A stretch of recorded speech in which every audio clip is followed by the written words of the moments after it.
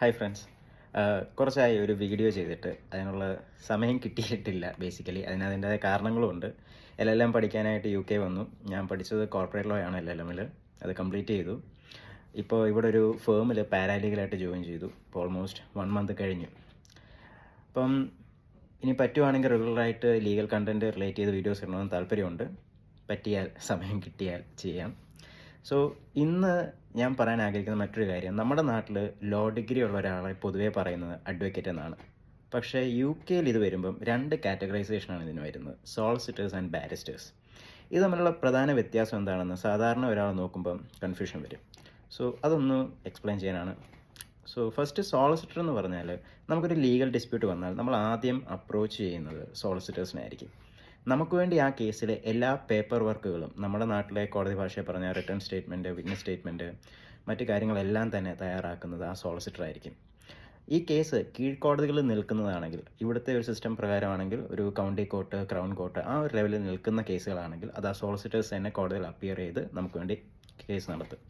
പക്ഷേ ഇത് പുള്ളിക്കാരൻ്റെ ഒരു ലീഗൽ നോളജിനും അപ്പുറം ഇത് സുപ്രീം കോടതി, കോർട്ട് ഓഫ് അപ്പീൽസ് എന്ന രീതിയിലേക്ക് പോകാൻ ചാൻസ് ഉള്ള കേസാണെങ്കിൽ പുള്ളി ഇത് ആ ഏരിയയിൽ പ്രാവീണ്യമുള്ള ഒരു ബാരിസ്റ്ററിനെ ഏൽപ്പിക്കും.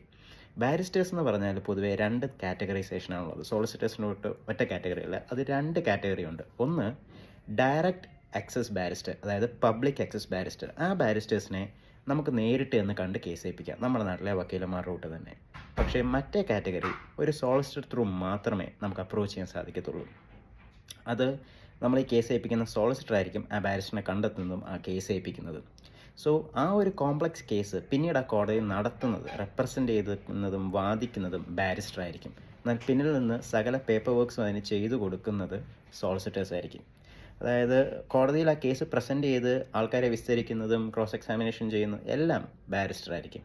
പക്ഷേ പിന്നിൽ നിന്ന് ആ കേസുമായിട്ട് റിലേറ്റ് ചെയ്ത സകല പേപ്പർ വർക്കും ചെയ്തു കൊടുക്കുന്നതും സോളിസിറ്റേഴ്സ് ആയിരിക്കും. കുറച്ചുകൂടെ സിമ്പിളായിട്ട് നമുക്ക് ഓർത്തിരിക്കാൻ പറഞ്ഞാൽ, നമുക്ക് വേണ്ടി നമ്മളൊരു വീട് വാങ്ങാൻ പോകുന്നു, അല്ലെങ്കിൽ നമ്മളൊരു വിൽപ്പത്രം തയ്യാറാക്കുന്നു, അതിന് നമ്മളെ ഹെൽപ്പ് ചെയ്യുന്ന സോളിസിറ്റേഴ്സ് ആയിരിക്കും. ഒരിക്കലും ബാരിസ്റ്റേഴ്സ് നമുക്ക് വേണ്ടി പേപ്പർ വർക്ക് ചെയ്യില്ല. അതേസമയം നമുക്കൊരു വളരെ കോംപ്ലക്സ് ആയിട്ടൊരു ലീഗൽ ഡിസ്പ്യൂട്ട് വരുന്നു, അതിന് നമ്മൾ ആദ്യം അപ്രോച്ച് ചെയ്യുന്നത് ബാരിസ്റ്ററിനെ ആയിരിക്കും. ബാരിസ്റ്റേഴ്സ് ആയിരിക്കും നമുക്ക് വേണ്ടി നിൽക്കുക. അല്ലെങ്കിൽ സുപ്രീം കോടതി, കോർട്ട് ഓഫ് അപ്പീൽ പോലുള്ള ഹയർ കോർട്ട്സിൽ ഒരു ലീഗൽ ഡിസ്പ്യൂട്ട് വരുന്നു, അതിന് നമ്മൾ അപ്രോച്ച് ചെയ്യേണ്ടത് ബാരിസ്റ്റേഴ്സിനെയാണ്. സോ ബേസിക്കലി ഇതാണ് ബാരിസ്റ്റേഴ്സും സോളിസിറ്റേഴ്സും തമ്മിലുള്ള വ്യത്യാസം. സോ ഇനി പറ്റുവാണെങ്കിൽ റെഗുലർ വീഡിയോ കണ്ടിട്ടുണ്ടെന്നുണ്ട് നോക്കാം. Take care guys, bye bye.